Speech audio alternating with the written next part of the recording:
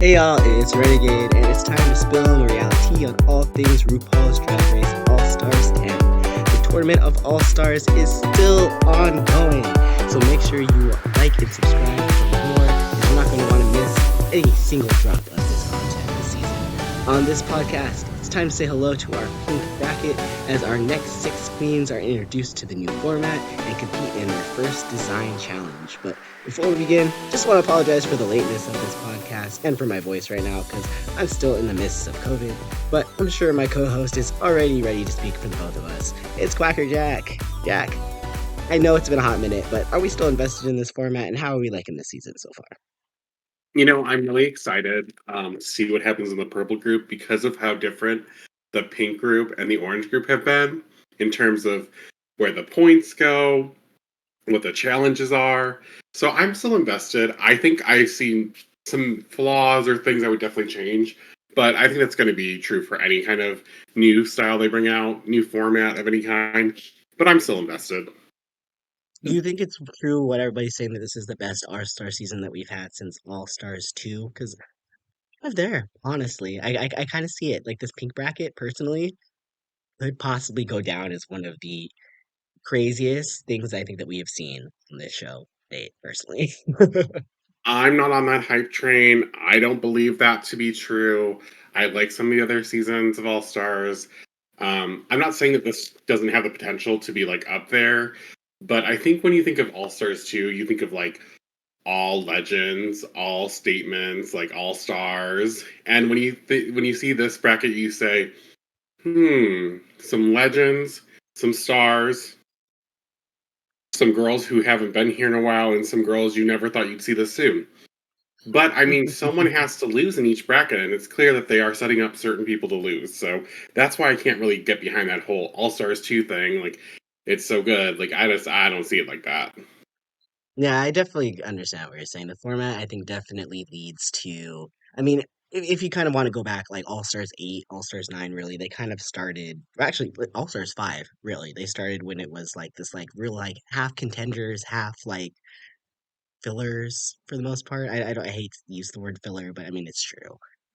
There's certain girls that you just know are better at Drag Race than other ones, and when you're kind of Yeah. casting groups to kind of where we already know who's going to move on and who doesn't, shady. I agree with you. But I'm still living for this drama because even with the girls that I don't know if production necessarily wanted them to move on, like they're still bringing some good drama here. So I'm living for it. I'm enjoying it. I'm honestly probably in the best mood I've been in All Stars in a hot minute, honestly. So I'm very happy with this pink group. I mean, honestly, it's all stunts, shows, and shenanigans from the moment this group walked in set here. So let's just kind of talk about how some of the relationships are forming here with this group. Because honestly, the connections are the biggest part, I think, of how the dynamics are going to ultimately shake out with this group. So really, right from the jump, we kind of see that Mistress and Jorgeous are hometown sisters. Apparently, they've known each other since they were like 16, so that I mean well they're only like what 26, 27. George is what 24, so yeah, I mean that's not that really long in the grand scheme of things. But in their life, they've basically known each other for like their whole lives, right? So kind of a gag that they're here together, as well as Kerri Colby, being that she's also one of their Texas sisters. And then we also see a kind of another alliance form between Mistress and Nicole Paige Brooks, just based off of their last name, which was hilarious. I don't even know if Nicole really knew what was even happening during this conversation, but you could already tell Mistress was just like, yeah, I'm just gonna agree to this and we'll kind of see what happens and see if you actually do anything. Um, and then not to be left out here as well too. On the other side of the workroom, we do have what has got to be one of the most awkward storylines forming of all time with this whole Tina Burner and Lydia Kollins thing going on here. Because as we all know, like Lydia and Corey were just in the workroom a couple months ago doing their thing in a relationship now. Like they buying each other dolls at this point. Like they're locked in. And now we have Tina trying to be the twink hunter and trying to take over that space there from Corey. And I just think it's so hilarious that like she doesn't know that like this whole thing kind of just went on immediately the season before that, you know, Tina was kind of, or Lydia was kind of the love interest girl. So hilarious that Tina is now involved with Lydia as well here too, trying to flirt her way into her panties. Um, what were your thoughts here of how these relationships started to bloom between these girls? I think it was clear that like there was some knowledge of who had relationships with who because you can tell that the groups were designed in a specific way. And so I don't think it's a surprise that we see Jorgeous and Mistress, who have a very strong alliance, who we all know that they want to push together to the end up being here. You know, we have the Kerri Colby as a season 14 girl who is known for not getting as far in the season as Jorgeous did. So this is a good kind of, I guess, choice for them to either allow her a third spot or allow her to go home early. We have Lydia, who just came off of her season only a couple days prior, basically, getting ready for this one, and she's new to the scene. Not a lot of girls know her, but she has met Mistress because of the villains roast. So it's not a shock that she's in that same group, right? And it's not really a shock that they end up talking and knowing a little bit more about each other than the other girls do. Now, Nicole Paige Brooks, definitely an older queen we haven't seen in a while. She ends up here kind of like on her own, so that definitely puts her at a disadvantage. So that's not too surprising that they would throw someone like that in there. And pretty much the same with Tina. You know, there's really no connections for those two. Not a damn one of them knows like anyone else, pretty much. I'm sure Tina has met a few of them in passing, but they don't have that same like bond or relationship with anyone. So I kind of see the intricacies of these pairs, and it kind of makes sense to me. Now with Tina, she's fallen for that thing that Corey's always been telling us about how Lydia is a lot more innocent at first and doesn't actually put off like how devious and like how much different she is on the inside than she shows on the outside on Drag Race. So it's been interesting to see her trying to go after Lydia's affection, I guess, in a way. It's kind of funny every single time like Lydia will say something or do something, she is always right there being like, "Are you sure that's what you want to do? Are you sure you want to be friends with Mistress? Are you sure? Are you sure?" And it's just like, and she's like, "Yeah, that's what I want to do." And just does whatever. And I'm just like, "Ooh, I feel for Tina." Like, I feel like you're right. Like, they definitely, without, I mean, without anything better to say here, like, they literally did set up Mistress to just do whatever she kind of wants to do in this group.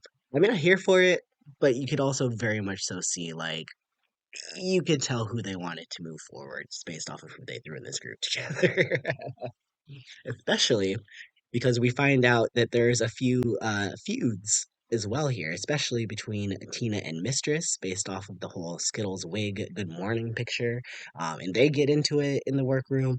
Um, I don't know from Mistress' perspective how serious she was taking it, but it felt like Tina was very like kind of like really being serious about it. Um, and I felt like a lot of that maybe could because maybe Tina felt the fact that production kind of did kind of set her up to be kind of, that girl who is struggling and being that direct conflict against Mistress. So, um, I also feel like too production kind of gassed her up a little bit too, because those confessionals were like she was like, "Oh, I ate Mistress." I'm like, "Oh, I don't know if you really did," but what are your thoughts here on the whole Mistress versus Tina situation? I definitely it's one of those things where Mistress definitely knows what she's doing. She's usually just like rattling the girls. She doesn't really mean to like take things that serious. I'm kind of similar in the sense where like I usually don't take too many things too serious. But on the flip side, Tina is very serious about like everything. Tina comes from a different culture, I think. And this might be that New York drag versus Texas drag thing. I'm not 100% sure. Obviously, I don't know those drag scenes myself, but it seems like in New York, it is a big deal to have your name and to make sure that nothing is ever said negative about you because it seems to spread really, really fast and it seems to affect almost everything. I mean, on Tina's original season, the girls were gagged. Tina was there, you know, like people like, oh my God, that's Tina. Like she's here. So it kind of feels like production did the same thing then, where they were like, "Oh, Tina's this big deal," and then they kind of didn't care about her. Right. um, So I kind of see. I think Tina maybe took it more personally, and Mistress was just trying to fuck around because it wasn't a good picture. But like, I think that it was just one of those things that Mistress does. She kind of pokes the bear, and it's kind of funny. It's very It's funny. It's very hilarious. funny, It's very and funny. I don't think she meant it as serious as Tina took it. And so I think it was just one of those. I don't want to say a miscommunication. I just think it was just, Mistress is being Mistress, poking the bear, just taking a laugh at someone. But at the end of the day, Mistress doesn't mean like actual harm by it. Now, in competition mode, Mistress will use anything. You give her any bit of ammo or information, she is using that against you at all times. So, but Tina doesn't know that, right? Tina wasn't there for season 15. So it does start that like rivalry here in the room, and that's good for us. That is great. As a fan collective, we are eating good on this season for that alone. Yeah, I think you're kind of right there to some degree for the most part. Like I think the fact that just because they don't really know each other, like she's not going to really know what Mistress's motives really are. And Tina does have a little bit of, now that you kind of say about that, like kind of like a little bit of Thorgy Thor-ness to her, like when she was back on All Stars 3 kind of thing, where it was like she wants to be taken seriously. Like, like she wasn't necessarily taken as seriously on her initial season. So now she's back, she wants to be taken seriously. And I don't think that, she's still kind of um what's the word to try to use? Like I think she still kind of is looked at upon as like maybe like a, without a better word, like the Deja Sky, like older kind of queens, that they love to make fun of. Um, I still don't know if she got the respect that she wanted, but I also know that Mistress, I don't think she meant harm by it. So I think she might have been taken I've a little heard. off guard of how serious Tina was getting in that workroom. Um, the other random rivalry that I felt was hilarious to me, and it was such a one-way rivalry too, which are my favorites when like one person just hates somebody for just like no apparent reason, and that's Nicole Paige Brooks constantly going after Jorgeous. Like she will not let up on Jorgeous, and I'm just like, where is this coming from? And I'm wondering if it's because like Nicole, because obviously they're in the workroom. Like I have this feeling just that Jorgeous and Mistress are not like shy about like the fact that they're like super close, right? So I feel like she might be a little threatened by Mistress's relationship with Jorgeous, and that's why she's constantly like lashing out at Jorgeous and saying all these things about her because she's in her mind she's Mistress's number one, right? So it's like, so what is Jorgeous trying to do here? I don't even know that she's here because I didn't look down to see that she was even in the workroom with her. I'm just like Nicole, Nicole, where was this girl on season two? Because like, oh, I oh, mean, that she's is so one thing good. that Nicole said she wanted to do differently, was really be loud about who she is and just say everything that comes to her mind.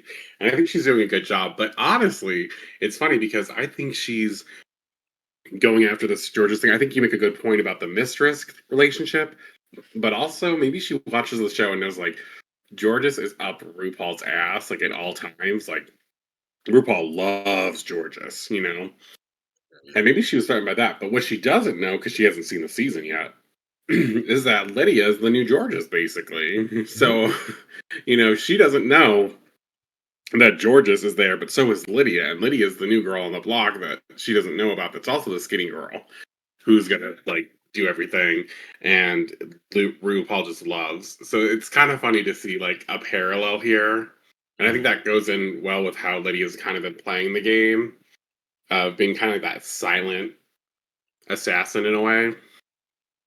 Oh no, you could tell that Lydia is eating up the fact that she was brought back here. Like there is a sense of just the way that she is communicating with Rue. Like like there was that moment where Georges was kikiing with Rue in the during the walkthrough, and Mistress is like, "Don't get too close to my mom. That's your girl, but that's my mom." And I was like, "Oh yeah, like Georges does kiki with Rue, but like." Lydia, if you watch too as well too, has been very kind of like is kind of a little more covert with it, but like the eyes that she makes towards Rue, like in judging, like you really watch her, like she is eating up every moment. of being back here on All Stars. And I kind of love it to some degree because it was like this confidence from her that we haven't really seen before. And it's kind of crazy too, because like that girl that was in season 17, like it was literally a 5 day difference, right? That she had to basically get on the show here, like within a week or two.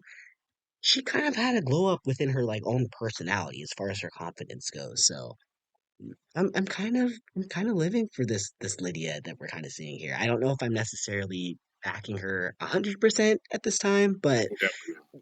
the confidence I'm kind of here for it, honestly. I'm kind of vibing with it a little bit.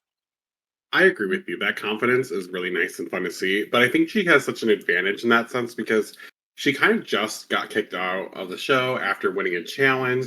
So she got a big confidence boost from that. She had this huge like fail moment. I think we can all agree. The last season she had that malfunction on stage during the lip sync and whatnot. And I think we were all like, oh God. And I think she felt like she had a lot to prove, but at the same time, she was just there. So she doesn't really have to adjust too much. Like it's basically like she just took a week off and walked back in the workroom again and was like, hey, Right, right. like other Yeah, girls haven't had that connection with RuPaul for years. You know, do you think RuPaul and Tina have talked recently since their season? Probably not. probably not. For Like, and sure. Nicole Page Brooks, girl. I'm surprised she even remembered Nicole Page Brooks was on the show, honestly. Well, she gets the names before she enters the room. She's like, "Who's in there today?" I mean, that's true. She does get her cue cards, right? Right? She probably had to do that opening with Nicole Page Brooks from Atlanta, Georgia, like 4 times. She's like, "Okay, go back, go back. We're gonna re-record this. Where you got it wrong. You stumble on the words. You know." They're like Nicole Brooks Page, Nicole from Atlanta, Georgia, Brooks Page, Page Brooks. She was like, "I don't know." I mean, if you really kind of think about it too, like I do kind of understand why Nicole would be like kind of a little bit triggered by Jorgeous because Jorgeous is what 21, right?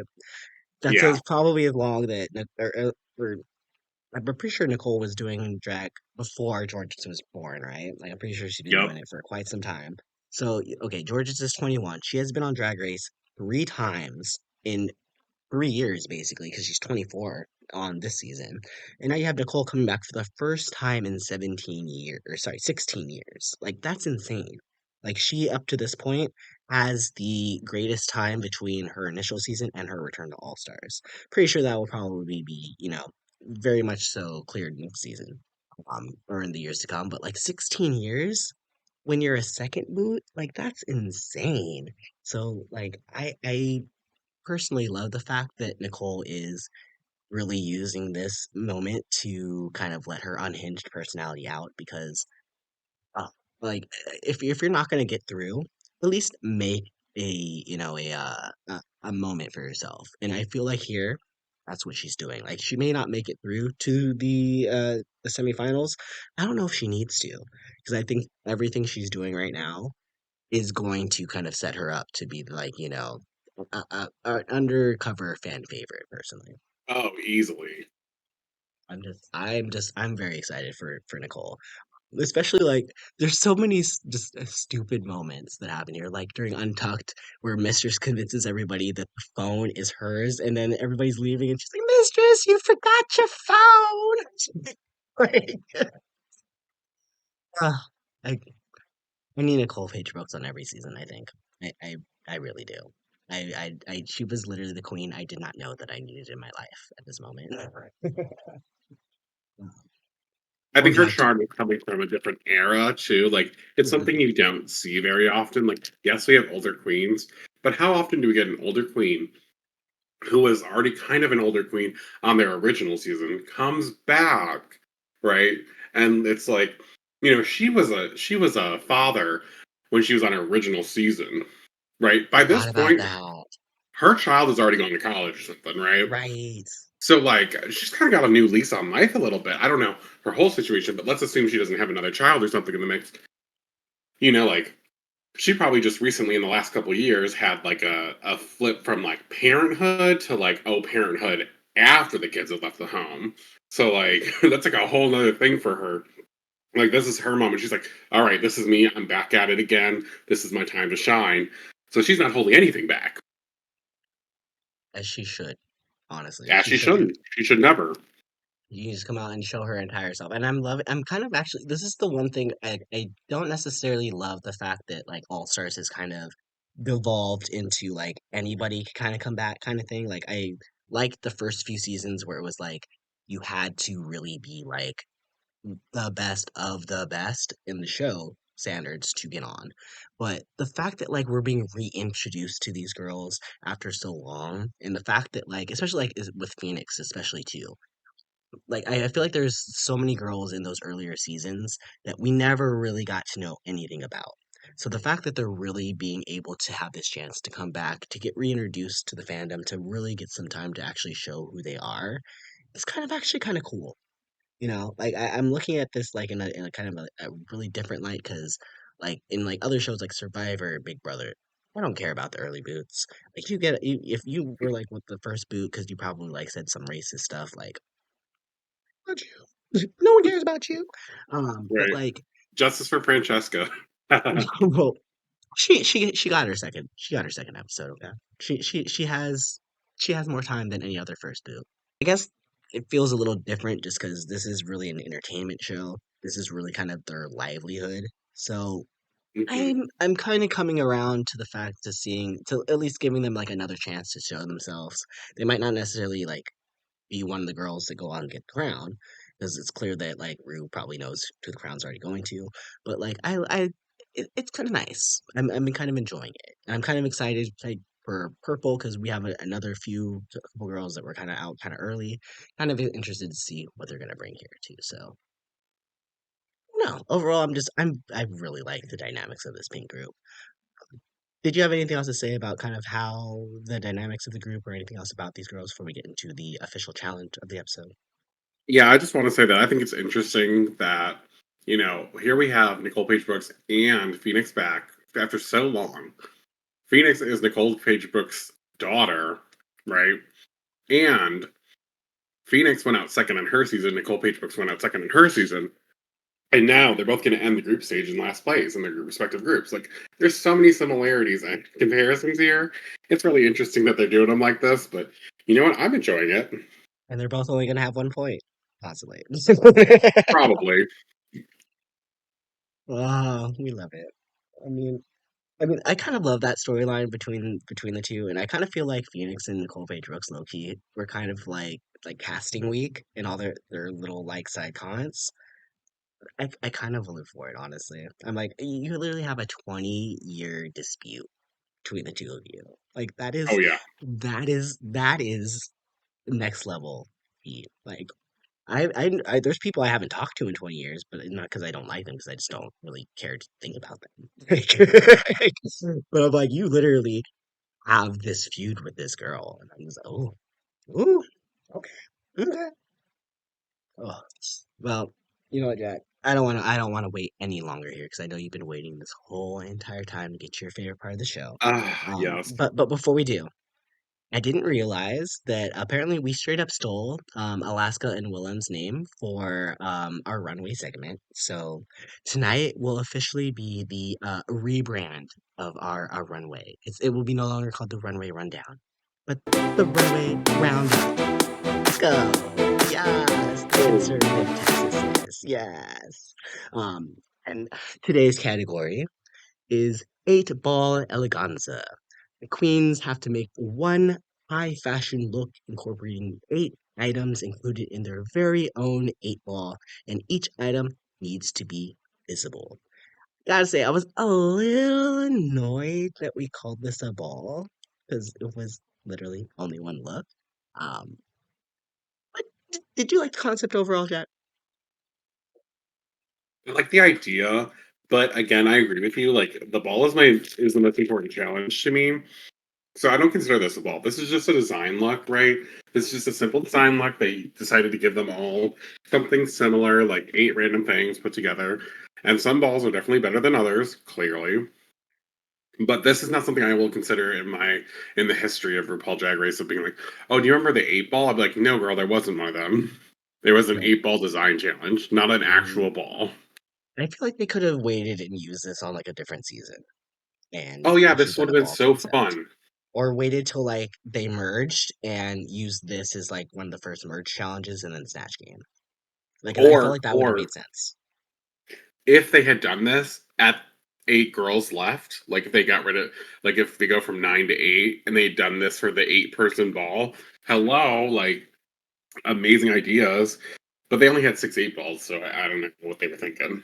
Right. Well, I mean, they had the little pool cue that they stuck in. So I guess you can't really have. Well, I mean, you could have had 10, You could have done a right? Yeah, you nine. could have done So 10. in pool, there's a 9 one that you can do, and in the middle is the ninth ball. And so what you could have done is like have the logo there, have RuPaul's face, have a question mark, whatever you want to do, True. right? It True. would have been so easy. Okay. Well, I gotta know, Jack. Who are your standouts this week? Oh, easily, easily, easily. Um, top two for me was Tina Burner, which I think we all agree with. I know some people didn't like this, but it's crazy to not like this just because you don't like the queen. But then also my other standout was easily Mistress Isabelle Brooks. But I have to tell you, I think everyone had a lot of flaws with how they went about this design challenge, I guess. And I think we see a lot of the reasons why certain girls aren't in the top or, you know, what's going on here or there. And even Georgia, or not Georgia, I'm sorry, even Mistress herself, I think makes the flaw, but I still put her in the top two because I think the work she did is so impressive, and I think she still looks good. Like, you can see her signature drag here, and people are like, oh, it's such a similar shape. Well, like, unfortunately, like, this is her first episode, so, like, I would also go with a similar thing that people know me for or whatnot if I know how to make myself look good. On the opposite, we have Tina Burner, who looks amazing head to toe, using these like browns and reds and gold. It was so smart. Uh, the thing that I heard about Tina that do not disagree with, or sorry, that I do disagree with, is the fact that they're like, well, it's like the colors are ugly together. It's like, well, she didn't get to pick these fabrics, y'all. Like, just like Lydia did not get to choose if she was going to use zebra print or not. Like, didn't get to choose what was in her box. Like, she had to Right. make what it was out of the materials that she was given. And I'm like, for what she was given, she made by far one of the best tailored outfits that we have ever seen on this show. And on top of that too, like everything that she made good together. Like, sure, Yeah. like there's some tacky colors here and there, but again, these were not the materials that she chose to use. She had to use these materials. Like, this is flashing me back to kind of like Global All Stars, where like Alyssa was given a bunch of shit for her outfit. And I'm just like, do you not understand? Like, she had to make this out of the things that she was given. So it's like, if she's given crap, it's gonna look a little crappy, Yeah. sadly. But like, I don't think what Tina made looks terrible at all. Like, this has got to be one of the best design looks we have ever seen on this show, without a In doubt. such a short amount of time too. Yes, absolutely. Now, between the next two, I will say that I was kind of between Mistress and Lydia.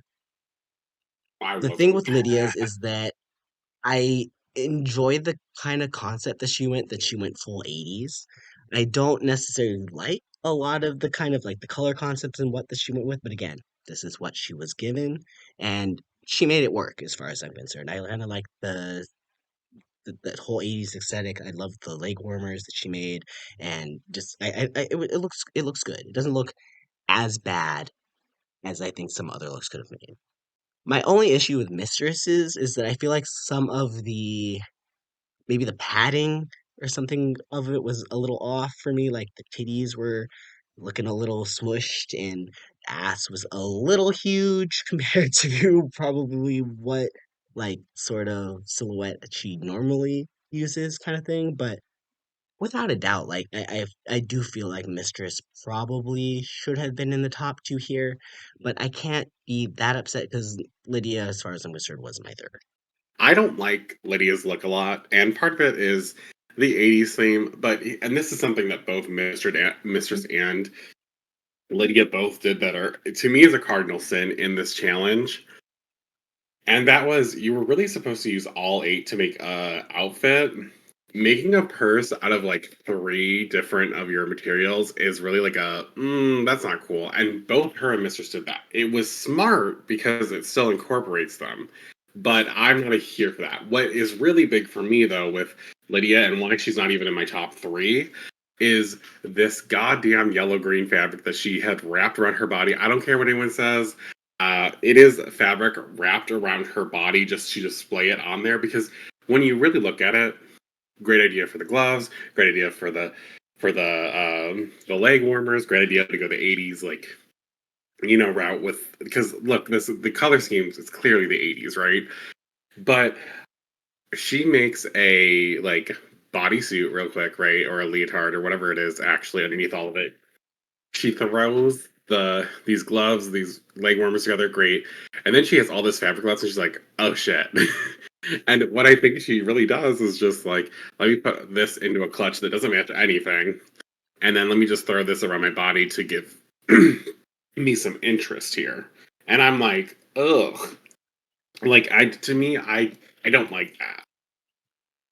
I think someone who does a good job of using all of the materials, though, is Jorgeous. Like, as much as I never thought I'd be saying over here about Jorgeous doing well in a design challenge, right? Mhm. Um, Yeah, she George really did did a surprisingly well. Very surprisingly sh- well. she was really smart. She has a similar thing to Lydia. People will be like, "Oh, well, Mistress is big and she can use all those materials on her body, but Lydia's so small." Georges was so smart to layer all these different materials together to create this illusion of this pattern almost, and then have these things in like just as borders, as little details in these like panels of the actual fabric that she's really focusing on. And the girls were like, "Oh, how are you going to use that? It's going to look ugly." And while they were doing the walkthrough, they were talking about it. They're like, "This doesn't really look good together." There's like two things about George's outfit that I would change personally. It's just I want her train or cape or whatever to be longer because obviously, and I'm not a huge fan of just the purple.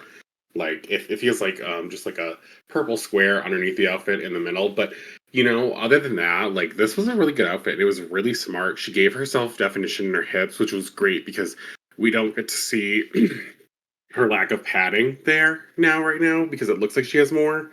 And that's something she really struggles with. And I'm not saying you always have to do padding, but girl, versatility, come on, this is your third time, like get some pads, right? Like so I think this did a great job at like really showing what you could do with this fabric and actually it working. But some people just didn't hit the mark. And for Lydia, for me, it was messy. But to be fair, she's not as bad as like Kerri and Nicole Paige Brooks. Right? Let's talk Like about you want, Kerri because I yeah. actually I wanna say this because apparently Kerri thought she was gonna be winning this challenge. Oh baby, I will say like the she looks good. She looks great. I will say she looks really good. But you could see once you get closer, like how everything is basically just kind of glued together. Like especially like the skirt part where it was like you could tell that she just kind of dropped it here and put it here and then glued. And it was like, but I liked the weaving that she did for the top. I thought that looked really cool. It was just everything else was lacking, unfortunately, with any sort of semblance of like, you know, I agree yeah, with you for most of it, but the thing about Carrie's is she did wrap that material around her body, but at least she tried to change it up and she was like, let me weave a bra together, right? She weaved a bra together, used like four of the different fabrics or something like that. And so one half is two of them and the other half is a different two, and you're like, okay, this pushes up your breasts. It looks nice. Your breasts look hair great looks though. amazing. Boobies look It, good. it's really Boobies look it's really so like good. They look so good. she looks amazing. Her face, her long hair, like everything's looking amazing on her, right? And then you get below the waist and you're like, now, Carrie, please tell me you didn't just glue this part together. And she's like, no, girl, I totally interweaved other things. And so it's kind of this idea of like she was trying to use different fringe and like some weaving to like make it work together. But in reality, she just put a piece of fabric around her body, cut a bigger section on the back part, called it a mini skirt. On top of that, layered some fringe. On top of that, layered like the hammock that she got or whatever, and acted like that was it. That was the skirt girl. But this is trash, mama. This is straight garbage. Like, all she did was like straight up wrap it around her body and say, "I got it." This is literally the skinny girl special. Like, she's like, "Oh, I can get away with this because I know my body look good." This is something that a girl like Mistress could never do, and this is why I'm so particular when it comes to bigger girls actually having to design things and girls putting literally just a piece of fabric around her body, because this is that type of shit where this is that privilege that, like, yes, Kerri looks good, but the outfit looks like trash. Like, if I put it on anyone else, it's gonna look like trash because A, no one else has titties or any kind of padding like that that's gonna look great, and B, that is not gonna look good around anyone's waist. Like, it doesn't look good around hers, but like she's selling it like she is on the Victoria's like model fashion runway kind of thing over here. I'm like, all right, Miss Victoria, you better show us that secret. Not the And I was like, Alyssa's confidence. watching out, girl, because she's now got her secret stolen. And but you know what? I will say, Kerri did try at least on the top part to really create something. I think she got overwhelmed by how many materials there were, and I think this just comes down to like experience with the whole creating something. But she at least attempted to do something that didn't look like a third grader's like art project. Nicole Page Brooks, let's talk about it. How are you gonna Well, come on, say this girl. about the most couture thing that we've ever seen in our entire lives? How are you gonna say that? If this is couture, I want to be cadet. Like, It's please, couture, like, nah. it's it's not even couture because it looks like it was just rotted, gutted. It came back from originally the season 2 of Drag Race, and she found it in her luggage and said, "Ooh, I'll put this one on," because this was acceptable in season 2 of Drag Race. Now I know a lot of people out there weren't around when this happened, but Drag Race was very different when we used to put the Vaseline on the cameras. This was one of those outfits that a girl would have gotten by and just like, been like, all right, go back to the back of the stage kind of thing. This This would have girl been straight up said, Michelle would have been stop relying on that body, Nicole. no, that's the thing. Michelle wasn't even there, girl, for her season. Like, I know. that's how old this is. It's even older than Michelle Visage, if you can believe. But I feel like feel some type of way though, honestly, because I feel like Nicole actually was putting together an okay outfit. And yeah, but then when she went to the workroom walkthrough and Rue was like, "That looks just like the one that you just entered in, huh?" And she's like, "Oh." And then she tried to switch it up. She shouldn't have switched it up. She should have just no, done what definitely she was initially gonna do and just let Rue deal with the fact that it was the exact same jersey type silhouette that she had initially coming into it. Because like, yeah, the most the worst part about this was the paste on stars that weren't even like stars. They were like, I don't even know what to call these, that's but where Lucky Stars these are not is stars. when. That's for all her Z's. These are all her Z stars right over here. Right, Hold they on. look like stars that are sleepy as fuck. Right. They don't. And there's like a trail in here somewhere, like it's all chaos, and then down the one leg there's a little bit of like blue stars that kind of goes to one other star, so it kind of makes a line across her body. But everything else is just plastered on there, like it's the background of a collage that you see in Microsoft 2000 Word for the first time. Do you also see like these weird like I don't even know what they are, but like they look like kind of like staples, like glitter staples that are like all over this outfit that look It's like the they're kind of other, half like holding on some of these yes, it's stars, the but then other they're like materials.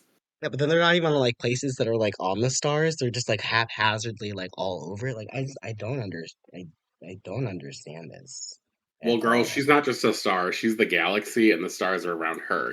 Like this is her moment. And then she took that feather boa and said, "And I'm just gonna wear the feather boa because whatever."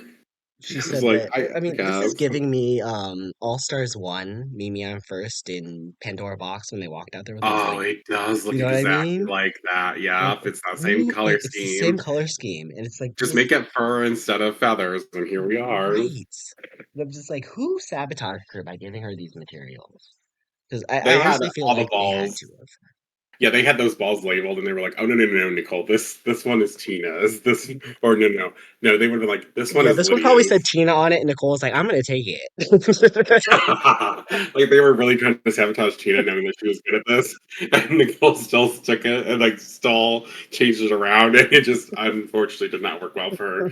To be honest, though, I don't know what she would have done with the other material, so maybe it's a blessing in disguise. We Is this Golden Boot worthy? Yeah, definitely.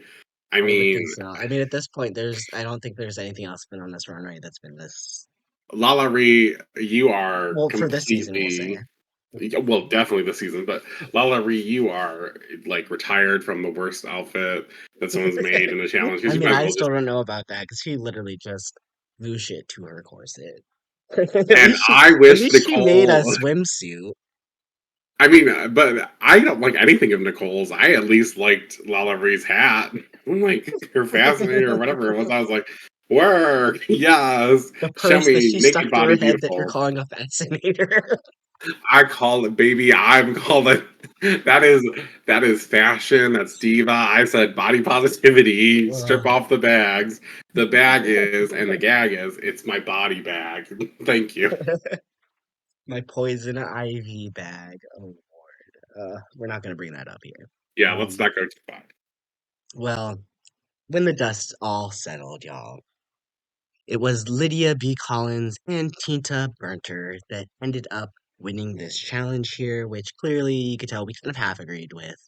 Obviously, we would have loved to see Mistress perform to Love Sensation, but I was actually kind of living for the fact that she was pissed that she wasn't going to be doing this because, like, just watching her and just like how pissed she was the whole entire time. Oh, it was kind of hilarious. Like when she walked up in the main stage when they called her back after everything was judging and they told her the twist and then they play the music. Mistress literally just turns around and is walking slowly back the entire time while the music is playing. And they're trying to cut around it, but you still see this big orange blob just like, going so slowly towards the back. And I'm just like, ah. I'm I can't. Mistress just gives so many just hilarious moments. This But is what reality TV is made for. oh, Like she knows what she's doing, and she does. she's like also being natural about it though to some extent. It's just it feels good to like see someone just be honest about how they feel and not even give a shit. Like I don't care about your TV show right now. I'm having my moment. It's not her moment though. It's like during someone else's lip sync moment. I really wish we could have seen her do it because I know this is like one of her songs, so like I feel like she wanted that moment. So like for her, Hmm. I kind of I do kind of feel it though because I'm like this is your song, right? Like you're expecting like okay I just kicked ass. I'm gonna give my song, and then they're gonna try to give like your moment to Lydia, and I don't want to say anything to the Lydia fans out there, um, but this does kind of feel in some ways that like are we trying to like prop her up right away from the jump and make sure that she's okay and good to go because like obviously we all know that she had that one disco song from her season that she kicked ass at and devoured Ariete at.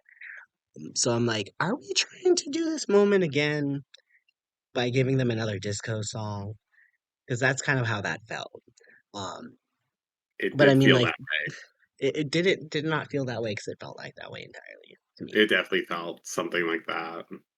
Like, not to say she didn't do a good job. She did do a good job. One thing I have noticed about Lydia's lip sync style is she's very kind of like frantic. Like she gives Yeah. me like like Jujubee, like I like you know how she's like known for her mouth kind of thing, like like that Hmm. kind of thing. Like that's kind of like Lydia, but like open it like times like five and just kind of like make bug eyes and go ah. That's kind of what So I Lydia think was giving me the whole time. I think one of the things with her too is like it's kind of that critique that RuPaul gave Mirage on her season about how she could probably do the same dance, but it's going to look a little different every single time. I think it's like that, but instead Lydia doesn't actually have a dance down that she's going to do it. She's just like it's going to be different every time because it's however how I feel in this moment, which can lead to some really great moments, but not always the most consistency. Now, for her, I think so far it's been working, and we see it work again here. I'm not sure how that will work later on in the competition. but it's going well so far. And I mean, let's be real. Her competition in this lip sync was not very impressive. So She I lost don't the want moment to. she came out wearing what she was wearing. You know, looked Well, crazy. I'm sorry. Tina looked like Tina looked like season 13 Tina again. Like we had seen a glow up, and then it was like glow down, glowed down very hard. Yep. And I was like, that is the manliest man I've seen in a dress tonight. So I'm not sure what we're doing with that. It was a little cringe. It was a little cringe. To be fair, like I don't know if we really expect Tina to be like a lip sync turner.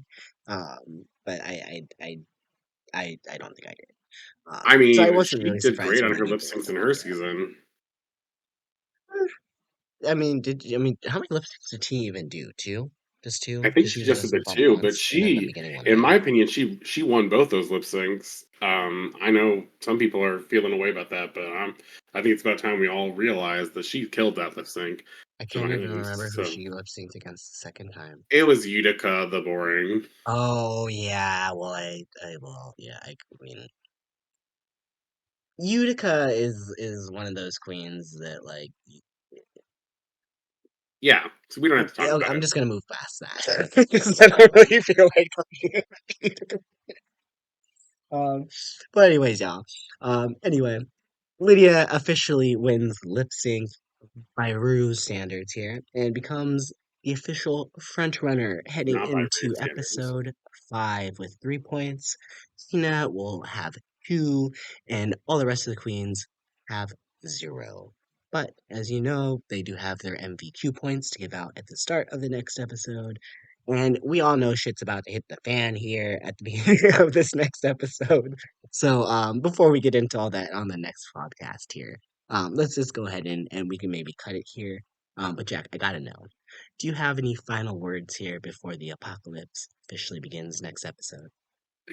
um, Girls, some of y'all need to hire a design coach, a stylist, if you will, because some of the stuff I saw, unacceptable. At the same time, very proud of each of you for really going above and what you did on your original season. I don't think that there's a girl who didn't do more on the season than the original, other than like Lydia. But that's Jack just given wants that. more from you. Well, to be fair to Lydia, she just got off of her season, and let's be real, the choices that she made were better than it was here, in my opinion. But she also didn't have to use 8 different materials, you know? Like, she had a monochrome look that was pretty good, and she had made another look that was pretty decent. So it's like, nothing was bad from Lydia. I just don't think this was her number one. All the girls were nervous about her because she makes all her own clothes, but I don't know. That wasn't. I wasn't gagging. I mean, I can't say that I'm on that same level with you, Jack. Even I kind of Kerri's get awful outfit why. was better than her original. I don't know if I can say that. I don't think I agree with Go that look at at her all. original I from her season, mean, and you'll be like, well, well, well. okay. Well, when I'm comparing just this episode. I wasn't trying to go back to their own seasons, but you know what? Ultimately, at the end of the day, I kind of I resonate with the judging. I kind of feel like ultimately things will probably turn out right here for whatever reason. I don't know what possibly could give me the feeling that like the fact that things could possibly turn out other than the fact that, maybe we're 2 weeks behind. But no, who knows? I personally have a good feeling about where the pink bracket is going here, despite maybe not necessarily 100% agreeing with this outcome. I'm fine with it. It's okay. There have been more egregious um, outcomes in whatnot, but um, it is kind of interesting to some degree that it feels like the judging for Orange was a lot more well received, just in like public eye versus Pink Group. So I think that's my only thing is that it feels like the Pink Group maybe might be a little bit more controversial, and I'm fine with that because we love the controversy. And as always, y'all. I can't wait to see how this turns out. And hopefully you can't either, especially for listening this whole entire time. Thank you all so much for tuning in, as always, especially while I'm sitting here sounding uh, horrible, is terrible, and whatnot. So hopefully y'all, I again apologize, but hopefully y'all are still enjoying the season. And again, thank you so much for listening. Make sure to drop a like, subscribe, and comment below because we'd love to hear your thoughts on the season here. And until next time, and on behalf of my co-caster, QuackrrJack, this is Renegade signing out. And remember, spill that tea, y'all. Bye. I